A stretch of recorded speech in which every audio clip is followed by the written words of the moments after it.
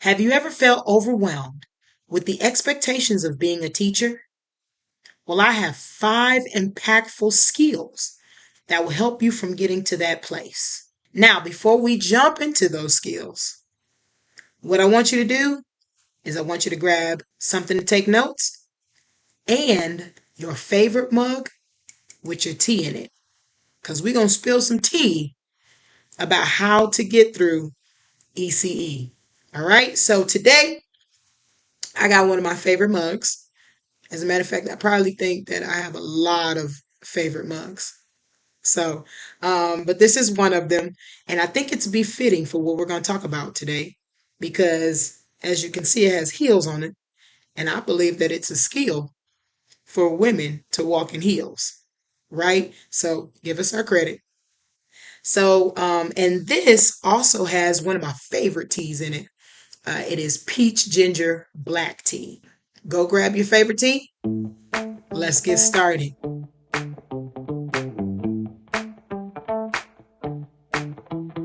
What's going on, world of early childhood education?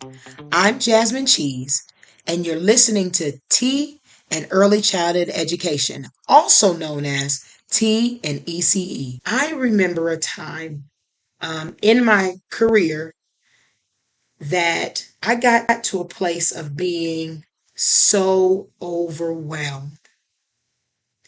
The standards, the requirements, the expectations that were put on me as a teacher got me to a place where I felt like I couldn't handle it. I felt like it was just so much going on.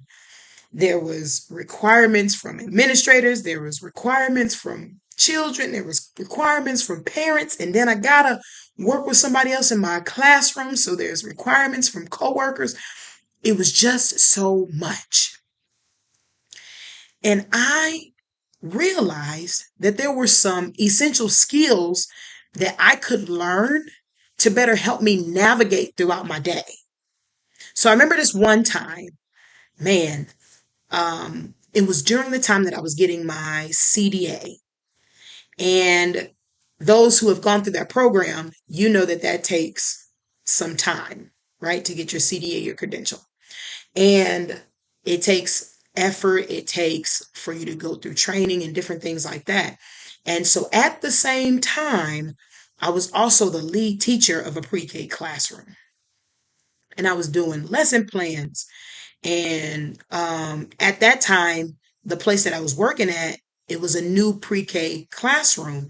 So we were building the systems for that classroom and getting the lessons and the curriculum and things like that. And I felt just so bogged down. I felt like I was just being pulled in so many different directions. And yes, I had somebody working with me, but I still felt the weight of the responsibility because I'm a lead teacher. It is on me to get it done. So needless to say, I went through some time, going through that and feeling like that. And I was like, okay, something's got to give. Something got to change. I don't want to keep being overwhelmed because then I'll get to a place of burnout. And I don't want that. I want to be able to give my best to the children that I'm serving, the families that I'm serving, and I want to be able to give my all. So what I've acquired over time are these 5 skills that has helped me from that point on to be the best that I can be and never get to that place of that overwhelming feeling like everything is on me and that I can no longer carry it. So let's jump into them. And some of them you may be already have them down packed, but some of them you may need a little bit more work in and awareness of self. And that's how I had to get to it. I had to be aware of me so that I could be better as far as navigating my days, navigating teacher life, and just being more successful so that I didn't feel like I was carrying everything and the weight of the work. So let's jump into them. So we have skill number 1. Skill number 1 is management. And how I broke this down was kind of like in 3 components when it came to management. And so the first component is time management. And so, what that looks like is time management is the skill of having a routine, a schedule, an organization, being able to know what's coming throughout the day, know where things go, knowing what time things are happening, and having that posted and being very apparent, right? And so I'm pretty sure all of you have routines, you have schedules. Well, more than likely schedules, not necessarily routines. Let's dig into that a little bit more because the routine, it stretches past beyond your schedule. A routine is what you do as a teacher in the morning. When you wake up, what do you put in place so that you are successful throughout your day, right? What are some things that are predictable and can be mapped out in your day that help you to be successful? Those routines are going to be essential. I kind of just found that one out maybe the last 5 years, just figuring out that if I hone down on a routine, that it'll help the rest of my day. And it'll let me know what things I need to prioritize. And we'll get to that part too. So, part of that time management, routine, schedule, organization, right? Having a classroom that's organized, that's functioning, that runs as a well-oiled machine, because we know that some days we'll get off track, but we don't need everything to be off track. So we need at least our routine and our schedule and a sense of organization as something that we can hold on and be tangible with. Another part of that management is crowd management. Ooh, crowd management. What does that mean?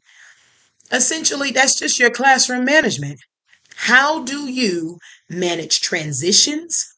How do you manage the children? How do you manage making decisions? How do you manage just the day to day things that happen in your classroom? Right? Because, like we just said before, things may go haywire, stuff may happen, it may go out of place. But do you have a systematic approach in mind when it comes to the management of your classroom? And that's how you're able to manage the crowd. The crowd is who? Those children, right? And then your last one, and this one is essential and good, is stress management. How do you manage your stress? What keys and points and awareness do you have to know that I have met my stress level? I've gotten to a point where I am all done and I need to pull back. How do you manage those points in time? Do you Are you aware of the fact that maybe you need to step away from a situation? Are you aware that maybe you just need to sit down? Are you aware that maybe you need to turn on some music that is helpful to you, that'll calm you down? Do you need to start writing? What is it that you need to do in order to manage that stress so that you're not just taking it on and taking it on and taking it on, and then you have no way to release? That is needful in this field of teaching. We take in so much and we don't understand that the more and more we take in, our stress is going higher and higher. We're embarking on not just other people's, when it comes to the children, not just the children's situations, but coworkers and then our life itself. So how are you managing stress? Okay. So management is one of those skills that will definitely help you in not getting to that place where you're carrying everything. All right.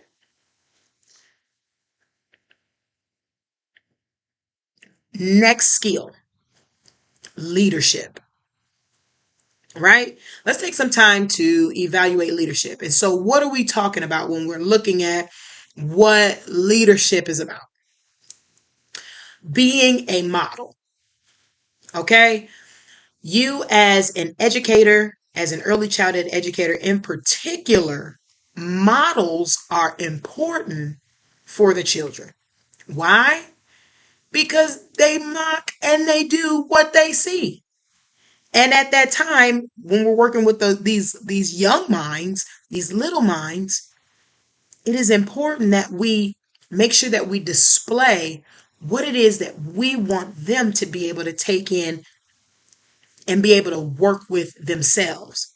So we try to be the best models that we can. Now, can we always be perfect? No, we cannot. Can we always do everything right? No, human beings. But we do definitely strive to be the model, the example that will help children be able to make the proper and correct decisions down the line. Another thing about leadership is you are the rock star in your classroom, right? This is your platform. This is your stage. Now, I'm not saying that it's all about you. It's definitely about the holistic approach in your classroom. It's about your children. It's about all the other teachers that work in the classroom with you. But I want you to know that as a leader, you step up and you take ownership with that. You have fun with being in that place. And so, you being a leader, understand you're a rock star. It's time for you to perform. It's time for you to have a good time. It's time for you to make influential moves in the sight of those that are around you, right? And have a good time doing it. Another part of being a leader is leading during good and bad times.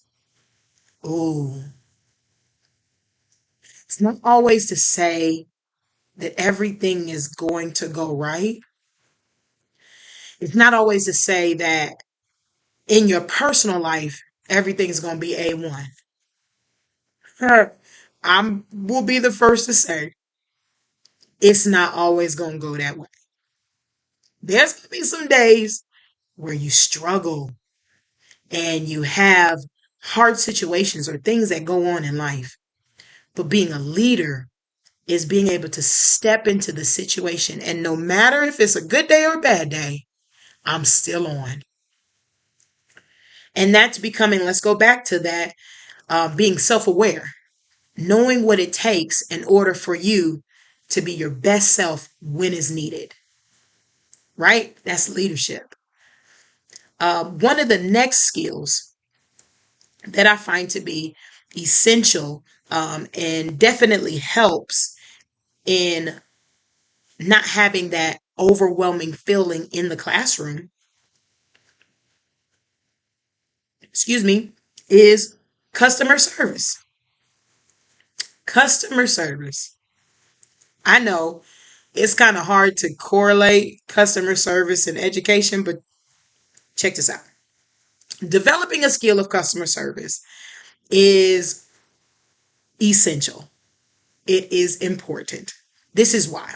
These are components of customer service that you will want to obtain and have so that there is a great experience had by other teachers, children, parents, administrators coming from you, right? And the way that this actually helps you in not feeling overwhelmed is because it helps you navigate how to be there for others. Also, how to explain and express what it is that you need. This is why. Okay, so the first part of customer service is active listening, right? Sometimes we can get in our heads about our own plan, what we want to do, our own agenda, how we want things to work out, and we don't do a lot of active listening in certain instances. I know that this is something that I had to work on. And so active listening is listening to the needs. Needs of who? Well, needs of the children, needs of parents, needs of coworkers, and those who may be supervising you. All right? So you're listening to see what is needed. How can we fulfill the need that you're expressing? How can we solve this? So active listening. Another part of customer service is prioritizing, right? Prioritization, putting things in their proper order. What comes first? Who comes first? What needs my attention? Who needs my attention? Those things are essential to customer service because it gives the essence that you care, right? The essence that you actually care about what it is that the person has brought to you. And it also helps you in not getting overwhelmed with everything. So you know at certain points what needs your undivided attention at certain points in time. Another part of customer service is communication.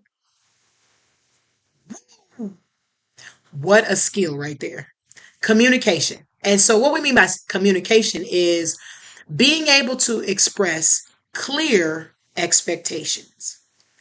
Clear expectations to the children, clear expectations to parents, clear expectations to coworkers, and those who are over you, who supervise you.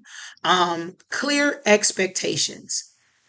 Not just you getting clear expectations from other people, but you letting them know what you need. That's important so that you're not carrying everything all the time, right? Another part of that customer service and that communication part is concise communication. Clear, concise, to the point, letting them know what it is, what's the need, where do we need to address, clear, so that you're not playing the guessing game because that produces stress and being overwhelmed as well. Not being clear on expectations of what you're supposed to do can be a lot. Okay. Next skill that we're going to talk about is critical thinking and problem solving. All right. Again, critical thinking, problem solving. T is good. Um, Part of that is being creative, right? Being creative in solving problems. Quickly here, not every child is going to require the same exact discipline or directive or scaffolding.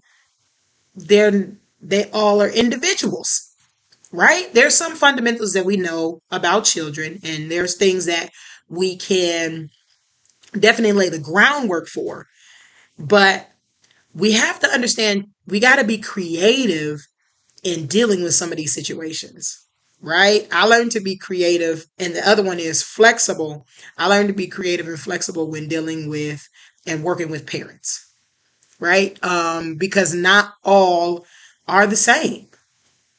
And in order for me to best serve and best help, best educate, best teach, I have to learn how to be creative and flexible in dealing with problems because they're going to come. All right. Problems are not, you can plan the whole seamless day and your lesson plan can be on point and you can be like, we're going to do this and this and this and this and boom and boom and boom. And then pow, a problem arises. Something shifts and you have to be able to be creative and flexible in order to get through that. Not only just creative, flexible, but also be logical, right? Does this make sense to make this type of decision? Are we weighing the pros and cons of this decision? Are we being understanding in the situation so that we can make the best outcome and the best conclusion and solve the problem properly that is helpful to everyone? Okay. And then the last one that I want to talk about is consistency.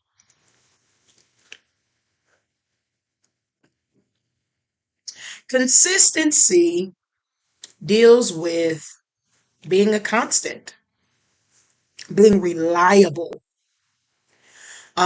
People can rely, and what I mean by people is, again, your coworkers, parents, children, they can rely on the fact that you're going to show up. And this helps you in not getting overwhelmed because people now know that this is your routine. This is how you operate. This is how you work. So they know how to work with you. Your coworkers, they learn you. Your children, they learn you. Your parents, they learn you. The more consistent you are, the more reliable you are, they're able to understand your responses, why you do what you do. Where is that coming from? You're able to give explanation, and then there's a better understanding of who you are as a teacher and how you operate and how you move because you're consistent, right? Another part of that consistency is quality over quantity. And this is going to go back to understanding your stress level, your stress management. What I mean by quality over quantity is it's not about how much you get done. It's about if you made teachable moments. So check this out here. It's like the essence of being honed in and locked in on the experience instead of the expectation, right? That's what overwhelms is expectations. And there's so many expectations that come from so many different directions. And it's like, oh my gosh. What you want to focus on is the quality of how you're teaching, how you're engaging, how you're in the moment, how you are showing up, right? The quality. Not that we got so many projects done and they hit this standard and this expectation and this requirement and this. I would jump out there to say, if you invest in the quality, if you invest in the experience, the requirement, the expectation for them to meet, it'll come. Why? Because they learn something when there's heart given to the experience. It's impactful when love is put into the experience for the child to have and the parent to have. I want you to understand part of that consistency is always knowing that you're going to put the experience before the expectation. Not that you lost the understanding of why we have the expectations and why we have the requirements and why we have the standards and why we have the foundations. We understand that stuff. We know what goals we need to accomplish. But we don't want to lose sight of the experience. And how this helps is because then you get engulfed in the experience and then you have a good time teaching.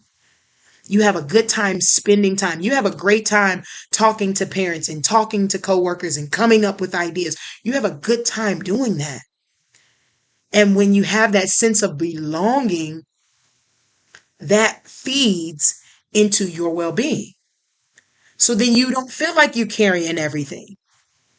You're able to share out and you're able to be in a place where you can be beneficial.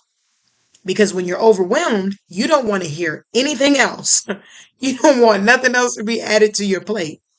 You want things to be taken off. So these skills will definitely help you in not getting to that place of feeling overwhelmed. So what are those skills again? First one, management. Management consisting of time management, crowd management, and stress management. Number 2, leadership, being a model, knowing you're a rock star, and leading in good and bad times. That's a skill in itself. We can talk about that all by itself, but I hit it just a little bit. Number 3, customer service, active listening, prioritization, and communication. Number 4, critical thinking, problem solving, being creative, flexible in that, logical in that, weighing pros and cons, looking for the best result. And last, consistency. The biggest part I want you to take out of that is the quality over the quantity. If you enjoyed this video, if it was helpful in any way, then I want you to like, comment, and subscribe. I also want you to share with another early childhood educator that you know that this will be impactful and helpful too. All right. So again, I want you to like, comment, subscribe, and join the community where early childhood education is our superpower. If you have not yet downloaded the SUPERPOWER Mindset Challenge, I challenge you to do it today. All right. It's going to be a refreshing start to a mindset shift that will carry you through your entire school year. Right. So download that as well. Again, like, comment, and subscribe, and leave those comments, questions. I love to hear from the community of early childhood education. Till next time.